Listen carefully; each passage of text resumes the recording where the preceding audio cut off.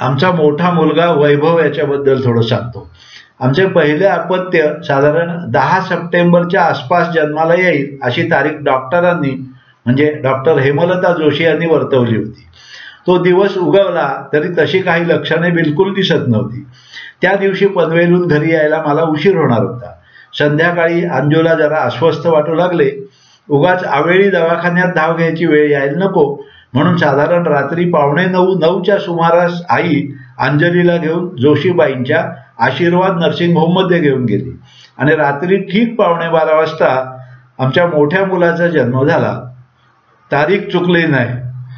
वकिलीतही आज आता त्याला तोच अनुभव घ्यावा लागतो. तारीख चुकवता येत नाही. पहिल्या सगळ्याच गोष्टींचे मोठेच अप्रूप असते. आमच्या घरी आनंदाचे वातावरण होतेच. अंजलीच्या नातेवाईकांकडेही मोठा जल्लोष झाला. त्याचे बारसेही मोठ्या थाटामाटात पार पडले. नाव ठेवले गेले वैभव. हे अतिशय गुणी बाळ होते. आजही आहे. सर्वांचे लाडके. माझे वडील त्याला लाडाने पपन म्हणायचे. सकाळी तो जागा झाला की तो कधीही रडत नसे. झोपण्याच्या खोलीतून बाहेरच्या खोलीत तो रांगत येत असे. एका पायातल्या वाळ्यात त्याचे दुपटे अडकलेले असायचे. एका डोळ्यावर असलेले अर्धवट सुटलेले टोपडे आणि हसरा चेहरा. त्याच्या पायातील वाळ्यांचा आवाज आला की मधल्या खोलीत खाटेवर झोपलेले माझे बाबा मोठ्याने सांगायचे, अरे पपन आला रे. हा आपला रांगत रांगत पुढे यायचा, अगदी हसत हसत. बाबा पक्षाघाताने हिंडू फिरू शकत नव्हते, पण तरीही ते बाजेवर बसून वैभवला जवळ बसवून तासनतास त्याला खेळवत असायचे. त्यावेळेस अंजलीचा भाऊ गिरीश आमच्याकडेच खोपोलीला राहत होता. आधी एका नोकरीच्या निमित्ताने आणि पुढे कायद्याच्या अभ्यासाच्या निमित्ताने. एखादी बाई काय करेल इतक्या कौशल्याने हळुवारपणे तो वैभवचे सर्व आवरणे, कपडे घालणे, त्याला भरवणे ही सर्व कामे करायचा. वैभव शाळेत जायला लागल्यावर त्याला शाळेत नेणे, शाळेतून परत आणणे ही सर्व कामे मामाच करायचा. शाळेचा हिरवा युनिफॉर्म, टाय, बूट, वर टोपी, गळ्यात वॉटर बॅग अडकवून मामाबरोबर घराबाहेर पडणारा वैभव आजही तसाच डोळ्यांसमोर दिसतो आहे. शाळेतही तो कधी धांगडधिंगा मस्ती करत नसे. त्याच्याबद्दल कधीही तक्रार आली नाही. उलट तो त्याच्या शाळेतल्या शिक्षकांचा खूप आवडता आणि लाडका विद्यार्थी होता. बालवाडी, शिशु मंदिर, प्राथमिक शाळा असं करत करत तो 10वीच्या परीक्षेपर्यंत कधी आला ते आम्हाला कोणाला समजले देखील नाही. 10वी नंतर 11वीला तो पुण्यात एकटा राहत होता. मी व्यावसायिक कामासाठी एक दिवस आड पुण्याला जात असे तेव्हा त्याला खर्चाला पैसे देत असे. एकदा माझे जाणे 1-2 दिवस चुकले. त्याचे पैसे संपले. सकाळी तो घराखालीच एक श्रीराम म्हणून दुकान होते, तिथे नाश्ता करत असे. पैसे संपल्याने तो त्या दुकानात 1-2 दिवस गेलाच नाही. तेव्हा दुकानदाराने त्याला विचारले, अरे काल परवा का नाही आलास? त्याने कारण सांगितले. दुकानदार म्हणाला, अरे बाबा आल्यावर पैसे घेतले अरे तुझे बाबा परत आल्यावर पैसे घेतले असते ना मी. अशी खाण्यापिण्याची आबाळ करू नकोस. तो MES कॉलेजात जायचा आणि तिथल्याच मेसमध्ये जेवण करायचा. त्याच्या 12वीच्या शैक्षणिक वर्षात आम्ही सर्वजण पुण्यात येऊन राहू लागलो. ब्राह्मण कार्यालयासमोर आपटेवाड्यात खोपोलीच्या SK आपटे सरांचा फ्लॅट होता, तिथेच आम्ही राहायचो. त्याच शैक्षणिक वर्षात धाकटा मुलगा गौरव याला सुद्धा टिळक रोडवरच्या DES शाळेत 6वी मध्ये प्रवेश मिळालेला होता. 12वीची परीक्षा पास झाल्यावर वैभवने ILS या लॉ कॉलेजमध्ये 5 वर्षांच्या कोर्सला प्रवेश घेतला. शेवटच्या वर्षात लीगल हिस्ट्री सारख्या किरकोळ विषयाने त्याला दमवले. 2-3 अटेम्प्ट्स द्यावे लागले. त्याचा एक मित्र म्हणाला, हा पेपर सुटण्यासाठी आपण काहीतरी जुगाड करूया. वैभवचा अशा मार्गांना विरोध होता. वैभवचा सरळ मार्गी स्वभाव ठाऊक होता असे त्या कॉलेजच्या अकाउंटंट मदतीला धावले. वैभवच्या त्या पेपरचे पुनर्मूल्यांकन योग्य प्रकारे होईल हे त्यांनी पाहिले. वैभवचा 5 वर्षांचा कायद्याचा अभ्यास पूर्ण झाला. त्यानंतर तो माझ्याबरोबर प्रॅक्टिस करू लागला. मुंबईच्या सॉलिसिटर फर्ममध्येही त्याने काम केले. माझ्या बरोबरीने त्याचाही बँकांच्या पॅनेलवर वकील म्हणून समावेश झाला. त्याच्या विवाहाच्या दृष्टीने 1-2 वधूवर शोध संस्थांमध्ये त्याचे नाव व माहिती नोंदवली.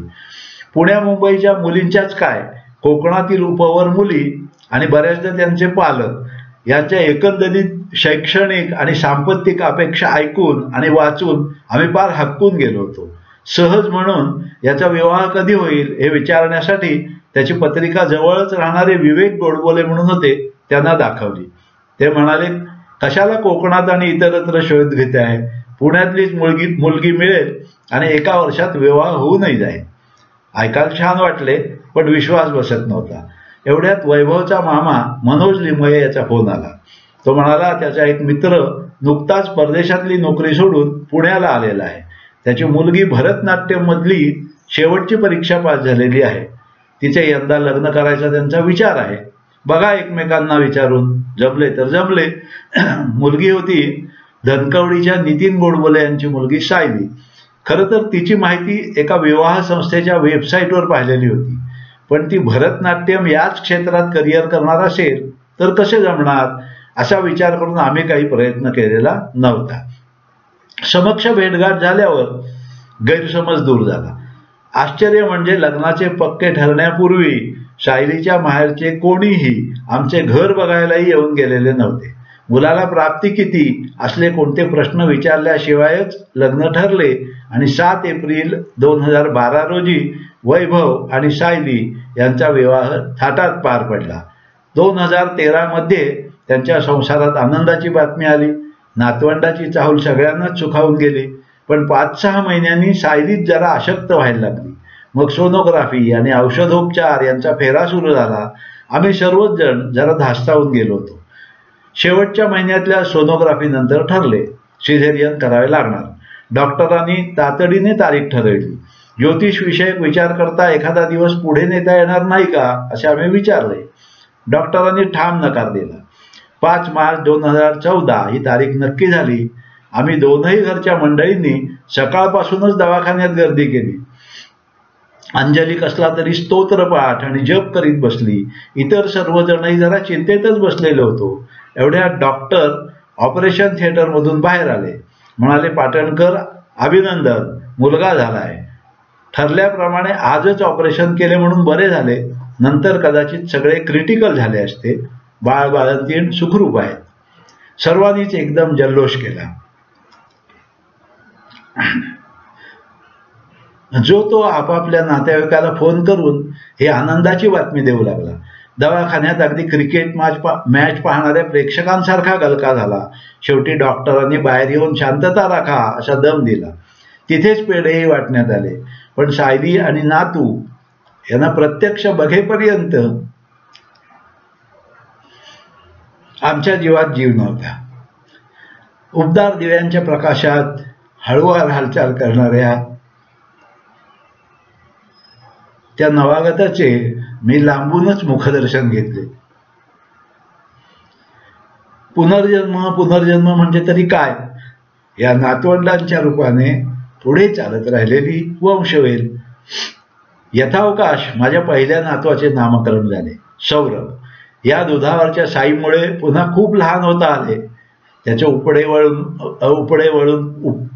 पुढे पुढे जाणे, घोडाघोडा करणे, रांगणे, उभे राहणे आणि चालणे, बोबडे बोलणे अशी त्याची प्रगती बघण्यात 2-2.5 वर्षे कशी निघून गेली हे समजलेच नाही. मग त्याला तासनतास चित्रांची पुस्तके दाखवणे, गोष्टी सांगणे हा उद्योग मागे लागला. तो माझा आणि मी त्याचा मित्रच होऊन गेलो. खरं तर वैभव गौरवच्या बाबतीत हा अनुभव मी घेतलेला होता, पण नातवंड ते नातवंड हेच खरं. बघता बघता सौरभची शाळा सुरू झाली आणि मग सारखे आबा आबा करत माझ्या मागे लागत राहणे कमी कमी होत गेले. त्याच्या वाढत्या वयाबरोबर पुस्तकातल्या गोष्टींची जागा मोबाईलवरच्या गोष्टी, टॉम जेरी, स्पायडरमॅन वगैरे कॉमिक्स यांनी घेतली आहे. मोबाईल मिळावा या स्वार्थातून त्यांनी केलेली खोटी खोटी लाडीगोडी आपल्याला समजलीच नाही असे दाखवून कधीमधी त्याला मोबाईल फोन देणे सुरू आहे. आता रात्री अंथरुणात जवळ पडून किंवा पांघरुणाचे घर करून 30 गोष्ट नवनव्या अवतारात सांगणे जवळजवळ बंद झाले आहे. सौरभ जात्याच हुशार आहे. हीच हुशारी त्याने कायम टिकवावी अशी मनापासून अपेक्षा आहे. पाहूया पुढे काय होतंय ते. आता आमचा धाकला गौरव. आमचा मोठा मुलगा वैभव 5 वर्षाचा झाला होता. आम्ही त्याच्या पुढील शिक्षण वगैरे बाबत विचार करत होतो. माझ्या आईचा आग्रह होता, एकाच्या जोडीला एक तरी भावंड हवेच. एकुलती मुले हट्टी होतात आणि एकलकोंडी होतात. हो नाही करता करता आम्ही तयार झालो. या खेपेस अंजूला तसा खूपच त्रास झाला. कडक डोहाळे, काही काळ दृष्टीही आधू झाल्यासारखी झाली. हिमोग्लोबिन कमी झाले. ती पार थकून गेली. या सर्व काळात डॉक्टर जोशीबाईंनी तिची खूप काळजी घेतली. आपल्याला एखादी मुलगीही असावी अशी आमची अपेक्षा होती, पण दैवाच्या मनात वेगळीच काही योजना असावी. दुसराही मुलगाच झाला. 6 मार्च 1988 रोजी. त्याही वेळेस मी कुठेतरी बाहेरगावी होतो. परतीच्या प्रवासात होतो. मग माझे मित्र वसंतराव नामजोशी, चंदू जोशी आणि त्यांच्या पत्नी हे सर्वजण आईच्या मदतीला आले. त्यांनीच अंजलीला जोशीबाईंच्या दवाखान्यात नेले. डॉक्टर हेमलता जोशी यांचा अंजलीला अगदी आईसारखा आधार वाटत असे. रात्री 8:45च्या सुमारास मुलाचा जन्म झाला. दुसराही मुलगाच झाला म्हणून आमची जरा निराशाच झाली असली तरी माझ्या आईला मात्र दुसराही मुलगाच झाला याचाच खूप आनंद झाला. ती म्हणाली, आता कसे रामाला लक्ष्मणाची जोड मिळाली तसा हा मुलगा लक्ष्मणाचाच अवतार आहे. तापट पण खूप प्रेमळ आहे. त्याचेही बारसे खोपोलीलाच झाले. त्याचे नाव ठेवले गौरव. माझ्या आईने दोनही नातवंडांचे खूप प्रेमाने सर्व काही लाड केले, कोड कौतुक केले. मला नातवंडांचे करावे लागते म्हणून कधीही चिडली नाही. आम्ही मुलांवर चिडलो तर ते तिला आवडत नसे. दोघाही नातवंडांचे आजीवर अपार प्रेम होते. माझी आई देवाघरी गेली त्यावेळेस ते दोघेही तसे खूपच लहान होते. आजीला काहीतरी झाले आहे हे कळल्यावर दोघेही जवळच राहणाऱ्या नर्सबाईंच्या घरी धावतच गेले होते. त्यांना वाटत होते त्या काहीतरी नक्की करतील. गौरवचे शालेय शिक्षण नीट पार पडत होते. तो 3री इयत्तेत असताना एके दिवशी शाळेत खेळता खेळता त्याच्या मांडीचे हाड मोडले. बरेच दिवस पनवेलला पुरोहित हॉस्पिटलमध्ये राहावे लागले. तिथले सर्व उपचार त्याने खूपच सहनशीलपणे करून घेतले. या काळात माझ्या पनवेल येथील राहण्या जेवणाची सर्व व्यवस्था माझे बँकेतले सहकारी पांडुरंग जोशी, विजय मनोहर वगैरे व त्यांच्या कुटुंबियांनी आत्मीयतेने केली होती. आम्हा दोघांना आता हा मुलगा उभा तरी राहतो की नाही अशी काळजी लागून राहिली, पण हळूहळू सुधारणा होत गेली. मी व्यवसायामुळे बाहेर आणि ही दिवसभर कॉलेजमध्ये नोकरीला. घरी एक बाई होत्या, गीताबाई. त्या आणि माझ्या ऑफिसच्यातली संध्या या दोघी जणींनी आईच्या ममतेने गौरवची सगळी काळजी घेतली. वैभवदादानेही प्रेमाने त्याला काय हवे नको ते विचारून त्याला सांभाळले. गौरव हा प्रयत्नवादी होता. तो आपला आपणच भिंतीला धरून धरून चालण्याचे प्रयत्न करू लागला आणि चालायलाही लागला. एके दिवशी हद्द झाली. ही ऑफिसातून परत घरी आली आणि बघते तो गौरव अंगणात चक्क दुचाकी सायकल चालवत होता. गौरव 10वी पास झाला. मार्क्स कमी असूनही शास्त्र शाखेसाठी त्याने 1-2 वर्ष प्रयत्न केला. मग कॉमर्सची पदवी घेतली. काही संगणक कोर्सेस केले आणि तो ॲसेंट इन्फॉर्मॅटिक्स या कंपनीत हार्डवेअर, नेटवर्किंग, सिक्युरिटी इंजिनियर म्हणून नोकरीला लागला. नोकरी करता करता त्याने MBA IT ही पदवीही मिळवली. गौरव नोकरीत स्थिरस्थावर झाल्यावर मग त्याच्या लग्नाचा विषय पुढे आला. पुन्हा वधूवर नोंदणी संस्थांच्या फाईल्स मध्ये जाऊन शोधाशोध. 6 वर्षापूर्वीपेक्षा परिस्थिती काही फारशी सुधारलेली नव्हती. इतक्यात या विवाह मंडळाच्या वेबसाईटवर गौरवचा मावस भाऊ अमित याच्या बघण्यात एक आयुर्वेदिक डॉक्टर मुलीची माहिती आली. तो म्हणाला, विचारून बघायला काय हरकत आहे. आमच्या सर्वांचे मत पडले, ही डॉक्टर मुलगी केव्हाही तिच्याच व्यवसायातील मुलाची निवड करणार ना. तरी गोष्ट पुढे गेलीच. तिची तशी काही अट नाही हे समजले. मग पाहण्याचा कार्यक्रम. गौरव अपूर्वाचे लग्न ठरले आणि 6 मार्च 2018 रोजी झोकात पारही पडले. डॉक्टर अपूर्वा सुहास साठे, डॉक्टर सौ अपूर्वा गौरव पाटणकर झाली. काही दिवसांनी मोठा नातू सौरभ हा दादा होणारी आनंदाची बातमी समजली. अपूर्वा ही स्वतःच आयुर्वेदिक डॉक्टर असल्यामुळे यावेळेस आम्ही जरा निर्धास्त होतो. पण अखेरच्या महिन्यात सिझेरियन करावे लागणारच असाच निर्णय झाला. पुन्हा तीच धाकधूक वाटायला लागली आणि 18 मार्च 2021ला दुसऱ्या नातवाचे आगमन झाले. कोविडच्या जागतिक साथीमुळे घरच्या घरीच बारसे साजरे झाले. मुलाचे नाव ठेवले ईशान. या दोनही नातवांमुळे आयुष्यात दोनदा लहान होण्याचा अमृतयोग आमच्या आयुष्यात आला. पुन्हा लहानग्याची प्रगती बघण्याचा तोच आनंद आम्ही घेतोय. हा नातू सध्या आबा आबा असा धोशा धरून सारखा मागे मागे लागत असतो. चित्रांचे पुस्तक बघण्यापासून आणि न समजणाऱ्या मजकुरावरून बोटे फिरवून वाचनापर्यंत आणि आता थोडंसं समजून उमजून पुस्तकं बघणं आणि वाचन इतकी आमची प्रगती झालेली आहे. आता पुन्हा नवनव्या गोष्टी सांगण्याचे रतीब घालण्यासाठी कंबर कसायला हवी. दुसरे काय? वैभव आणि गौरव या दोघांमध्ये 6 वर्षाचे अंतर आहे. त्यामुळे त्या दोघांची कोणत्याच बाबतीत एकमेकांशी स्पर्धा नाही, हेवा दावा नाही. दोघांचे एकमेकांशी मित्र असल्यासारखे संबंध आहेत. दादा धाकल्याला कायमच सांभाळून घेत आलेला आहे. गौरवच्या विवाहानंतर आमच्या कुटुंबात 7 जण झाले. 8व्याची प्रतीक्षा होती. 2019चे सुमारास आमचा नवीन प्रशस्त घराचा शोध सुरू झाला. आम्हाला 2 मुलगे. जगराटी पाहता वेळ पडल्यास दोघांना स्वतंत्र वेगळे राहता येईल अशी वास्तू घ्यावी असा विचार मी आणि अंजली करत होतो. मात्र 2ही मुलगे आणि 2ही सुनांनी आमचा बेत मोडून काढला. आपण सर्वजण एकत्रच राहायचे यावर सर्वजण ठाम होते.